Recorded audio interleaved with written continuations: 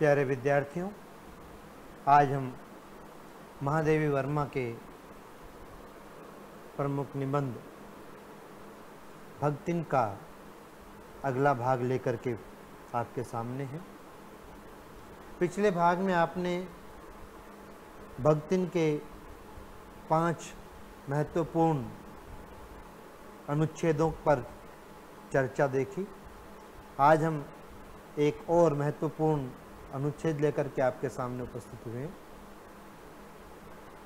तीतरबाज युवक कहता था कि वह निमंत्रण पाकर भीतर गया और युवती उसके मुख पर अपनी 5 उंगलियों के उभार में इस निमंत्रण के अक्षर पढ़ने का अनुरोध करती थी। अंत में दूध का दूध, पानी का पानी करने के लिए पंचायत बैठी और सबने सिर हिला हिला कर इस समस्या का मूल कारण कलयुग को स्वीकार किया। अपीलहीन फैसला हुआ कि चाहे उन दोनों में से एक सच्चा हो, चाहे दोनों झूठे। जब वे एक कोठरी से निकले तब उनका पति पत्नी के रूप में रहना ही कलयुग के दोष का परिमार्जन कर सकता है। अतः अपमानित बालिका ने होठ काट कर लहू निकाल लिया और मां ने आग्नेय नेत्रों से गले पड़े दामाद को देखा।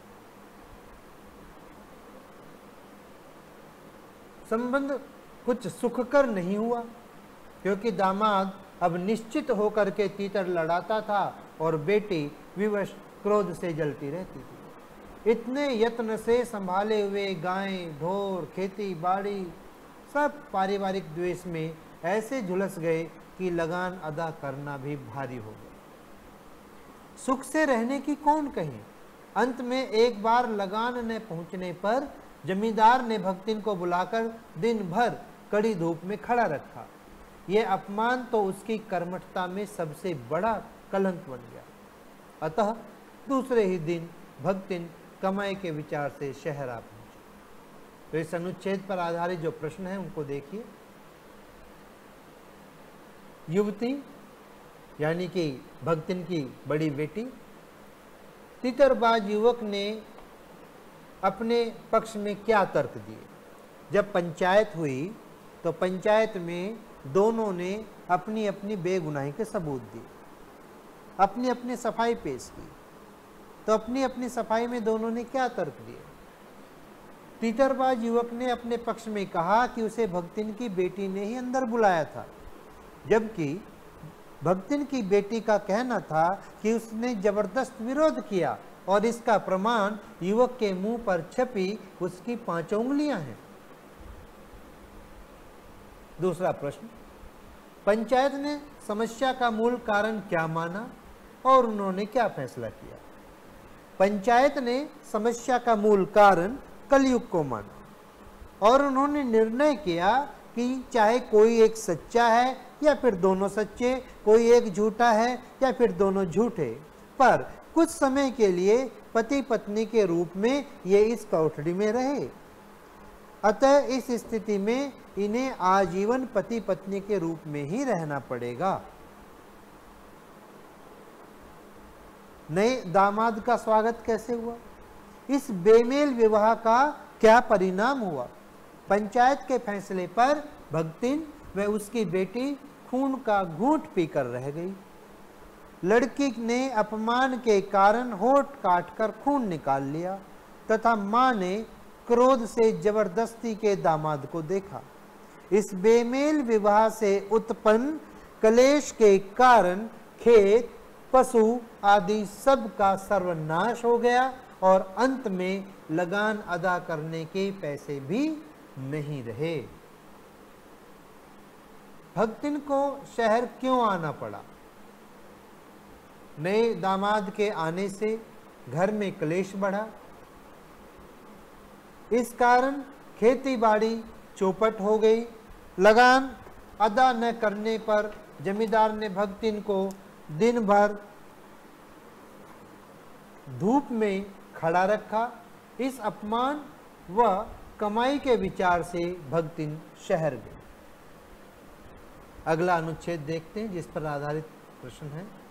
दूसरे दिन तड़के ही सिर पर कई लोटे औंधा कर उसने मेरी धुली हुई धोती को जल के छींटों से पवित्र करके पहना और पूर्व के अंधकार और मेरी दीवार से फूटते हुए सूर्य और पीपल का 2 लोटे जल से अभिनंदन किया। 2 मिनट नाक दबाकर जप करने के उपरांत जब वह कोयले की मोटी रेखा से अपने साम्राज्य की सीमा निश्चित कर चौकी में प्रतिष्ठित हुई, तब मैंने समझ लिया कि इस सेवक के साथ टेढ़ी खीर है।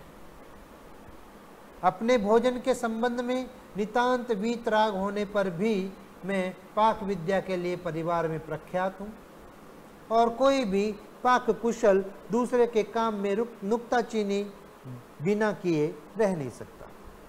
पर जब छूत पाक पर प्राण देने वाले व्यक्तियों का बात बात पर भूखा मरना स्मरण हो आया और भक्तिन की शंकाकुल दृष्टि में छिपे हुए निषेध का अनुभव किया, तब कोयले की रेखा मेरे लिए लक्ष्मण के धनुष से खींची हुई रेखा के सामने दुर्लंघ्य हो उठी।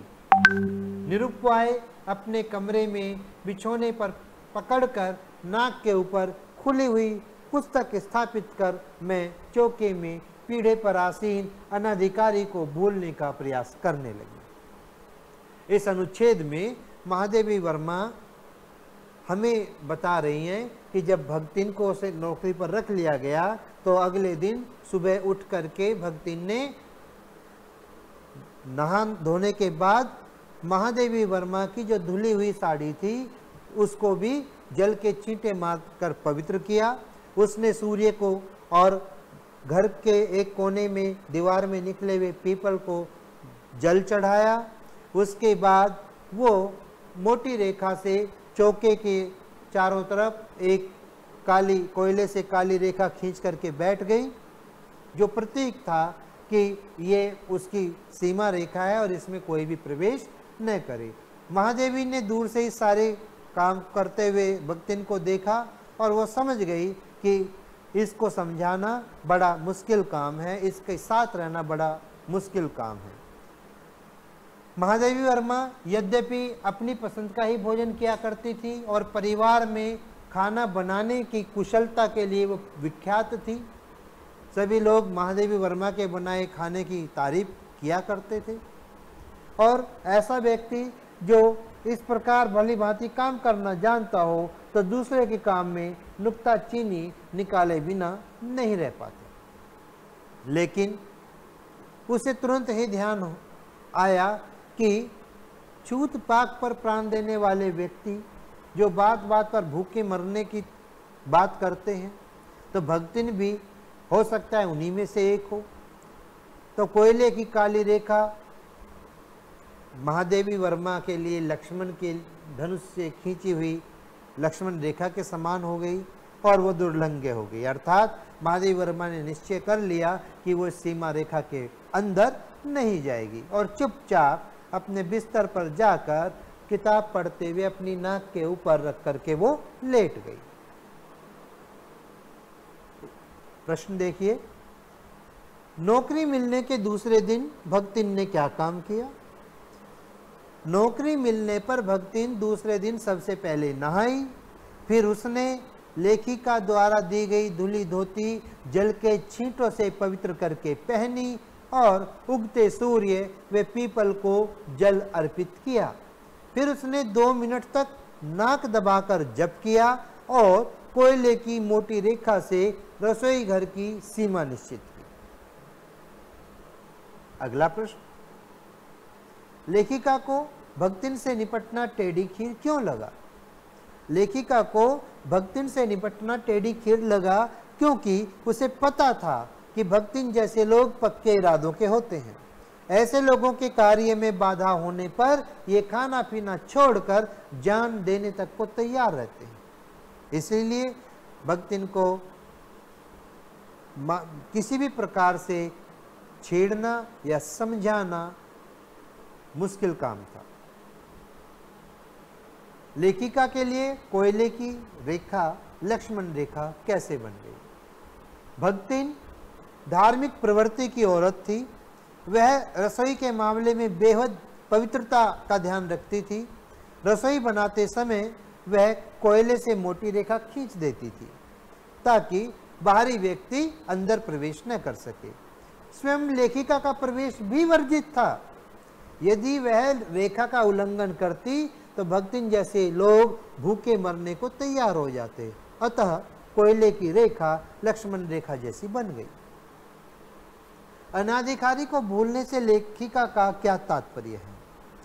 लेखिका को अभी तक भक्तिन की पाक कला का ज्ञान नहीं था, क्योंकि उसने अभी तक खाना नहीं बनाया था, वो पहली बार खाना बनाने जा रही थी।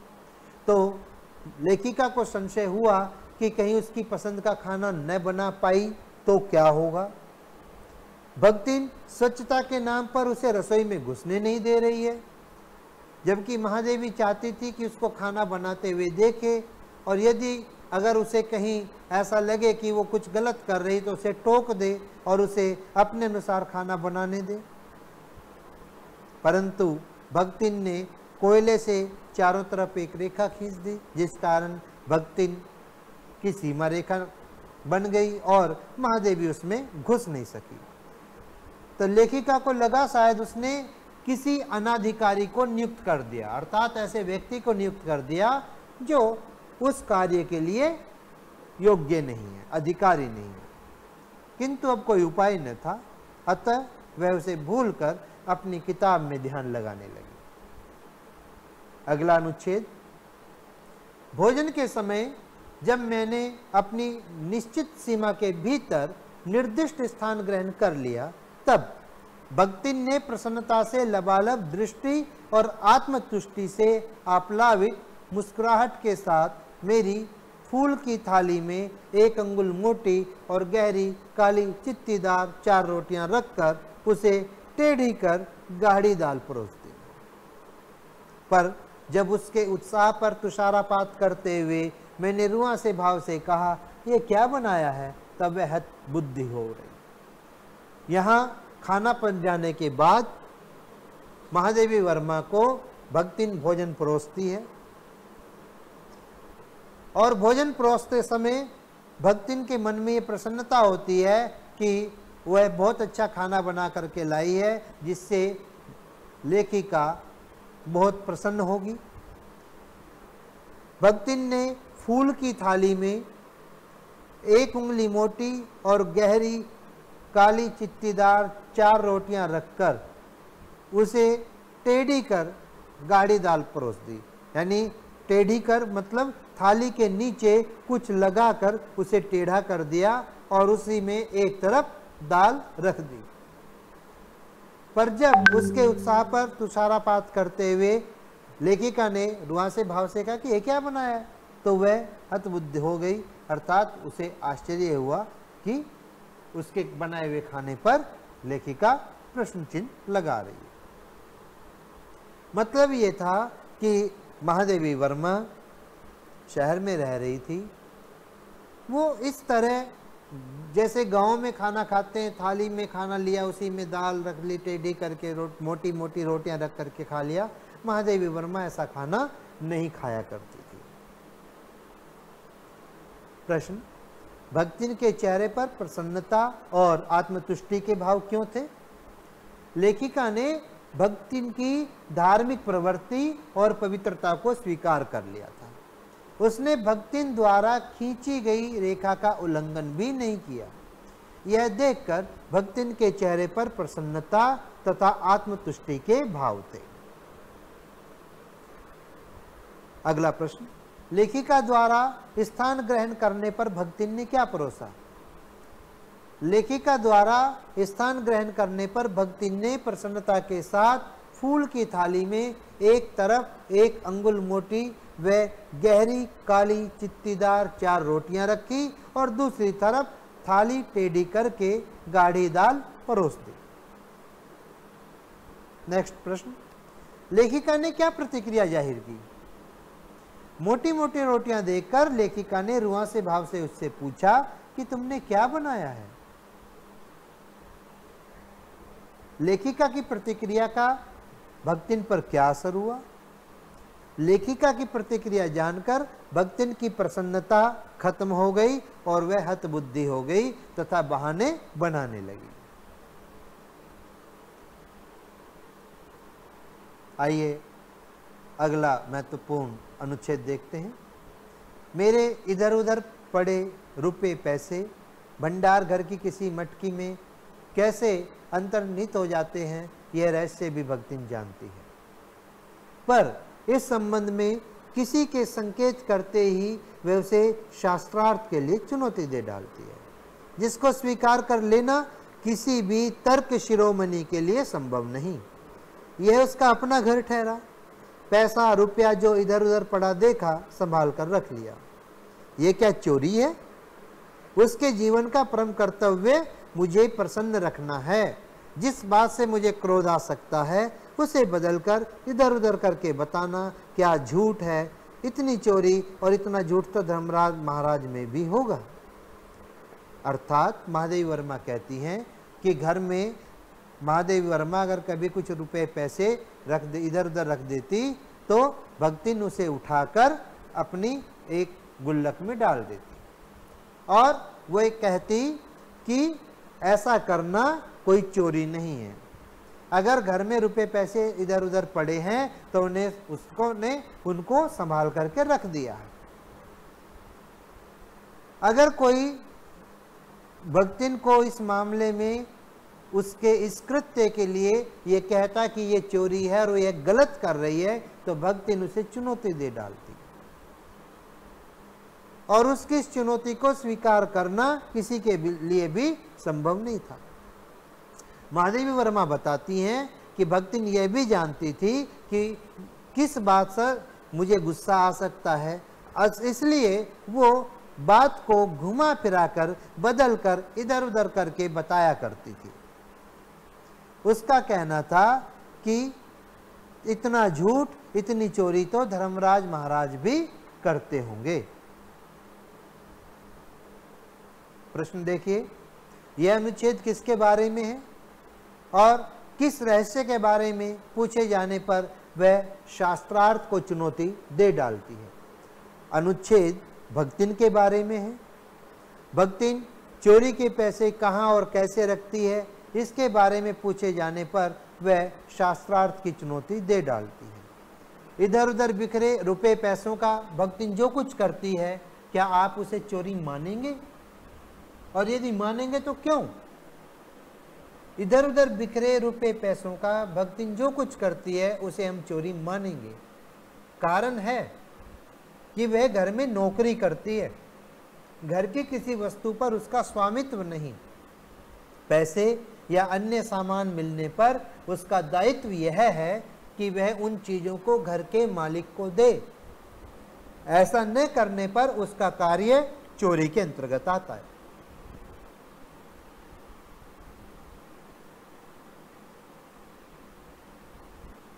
महादेवी जी को सच ने बताकर इधर उधर की बातें बताने को वह झूठ क्यों नहीं मानती? लेखिका की शैली व्यंग्यपूर्ण है।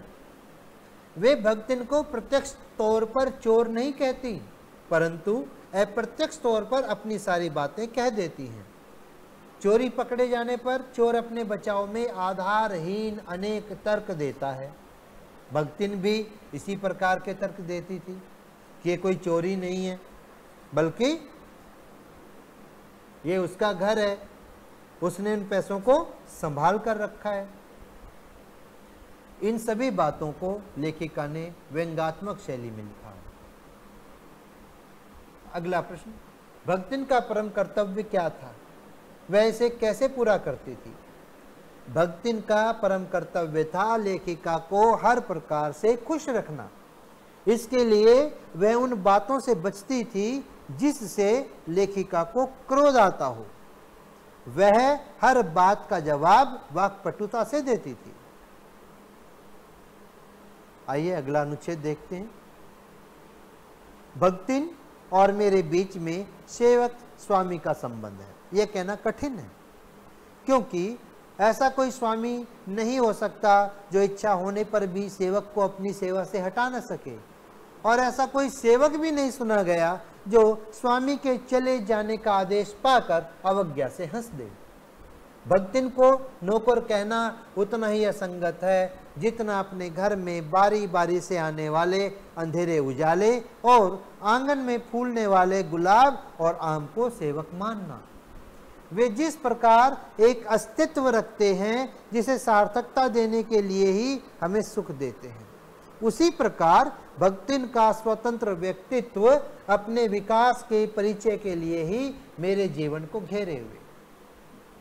यहाँ महादेवी वर्मा भक्तिन और अपने बीच के संबंध के बारे में बताती है। भक्तिन महादेवी वर्मा के यहाँ नौकरी करती हैं। इस आधार पर वो उनकी सेवक हुई और महादेवी वर्मा भक्तिन की स्वामी। लेकिन भक्तिन का कहना, महादेवी वर्मा का कहना है कि भक्तिन और उनके बीच में सेवक और स्वामी का संबंध है, ये कहना बहुत कठिन है। क्योंकि जब कोई स्वामी अपने सेवक को चले जाने के लिए कहता है तो सेवक जबरदस्ती वहां रह नहीं सकता। लेकिन भक्तिन को महादेवी वर्मा चले जाने के लिए कहती है कि तुम जाओ, मुझे अब तुम्हारी जरूरत नहीं है। फिर भी भक्तिन हंस करके अवहेलना के साथ महादेवी वर्मा की बात को टाल देती है। भक्तिन को नौकर कहना महादेवी के लिए असंगत है। महादेवी वर्मा का कहना है कि जिस प्रकार उसके घर में बारी बारी से अंधेरा और उजाला आता है, आंगन में खिलने वाले गुलाब और आम हैं, उसी तरह से भक्तिन भी उसके जीवन का एक हिस्सा है। जैसे हम अंधेरे और उजाले को, आंगन में फूलने वाले गुलाब को और आम को सेवक नहीं मान सकते, इसी प्रकार भक्तिन को भी सेवक मानना मुश्किल है। वे जिस प्रकार एक अस्तित्व रखते हैं जिसे सार्थकता देने के लिए हमें सुख देते हैं, उसी प्रकार भक्ति का भी स्वतंत्र व्यक्तित्व है। वह अपने विकास के परिचय के लिए ही महादेवी वर्मा के जीवन को घेरे हुए है। तो इस प्रकार महादेवी वर्मा भक्तिन और अपने बीच सेवक और स्वामी के संबंध को मानने से इनकार करती हैं। उनके अनुसार भक्तिन और लेखिका का संबंध ठीक वैसा है जैसा उनके घर में खिले हुए गुलाब का, उनके आंगन में लगे हुए आम का और उनके आंगन में प्रतिदिन आने वाले अंधेरे और उजाले का। इस अनुच्छेद के प्रश्न देखिए। ये ध्यान दीजिए कि प्रत्येक अनुच्छेद से जो पहला प्रश्न परीक्षा में पूछा जाता है वो ये है, रचना और रचनाकार का नाम बताइए। रचना और रचनाकार का नाम लिखिए, लेख और लेखिका का नाम लिखिए। तो ये प्रश्न प्रत्येक अनुच्छेद में आएगा। यहां मैं बार बार इन प्रश्नों को नहीं दे रहा हूं। पहले 2 अनुच्छेद में मैंने ये प्रश्न दिए और आपको पुनः याद दिला रहा हूं, अवगत करा रहा हूं आपको इस बात से कि ये प्रश्न आपको अवश्य ही याद रखने हैं। आपको प्रत्येक पाठ और उस पाठ के लेखक का नाम अवश्य ही याद रखना है, काव्य खंड में भी और गद्य खंड में भी। तो आइए प्रश्न देखते हैं। उपर्युक्त गद्यांश में किन के स्वामी और सेवक संबंधों की चर्चा की गई है, उन संबंधों की क्या विशेषता बताई गई है। उपर्युक्त गद्यांश में लेखिका और भक्तिन के संबंधों की चर्चा की गई है। इन दोनों में मालकिन और सेविका का संबंध नहीं है। भक्तिन ने लेखिका को अपनी संरक्षिका मान लिया और लेखिका भी उसे अपने परिवार का सदस्य मानती। ऐसा क्यों? क्योंकि जब महादेवी वर्मा भक्तिन को कुछ डांटती हैं, कुछ कहती हैं, तो भक्तिन लेखिका को अपना अभिभावक मानकर, अपना बड़ा मानकर उसकी बात को सुन लेती है। और महादेवी वर्मा भी अब भक्तिन के साथ इतनी घुल मिल गई हैं कि उसकी छाया की तरह वो वहाँ रहती हैं। उसे अपने परिवार का हिस्सा मानती है। अगला प्रश्न देखिए, लेखिका के लिए आंगन में फूलने वाला गुलाब और आम सेवक क्यों नहीं है? क्या यह बात भक्तिन पर लागू होती है? लेखिका के लिए आंगन में फूलने वाला गुलाब व आम सेवक नहीं है। इसका कारण यह है कि ये हमें सुख देते हैं परंतु हमसे कोई अपेक्षा नहीं रखते। इनका अपना अस्तित्व है। भक्तिन पर भी ये बात लागू होती है क्योंकि भक्तिन भी हर कार्य महादेवी वर्मा को यानी अपनी स्वामिनी को सुख देने के उद्देश्य से करती है और इसके उद्देश्य के पीछे उसका कोई स्वार्थ नहीं है। अगला प्रश्न, आम और गुलाब किन रूपों में लेखिका से सुख दुख के कारण हैं और क्यों? आम और गुलाब का स्वतंत्र अस्तित्व है। ये लेखिका के सुख दुख के साझीदार हैं। ये फूल व फल प्रदान करके सुख की अनुभूति कराते हैं और कांटों व पत्तों के बिखराव से कष्ट भी उत्पन्न करते हैं।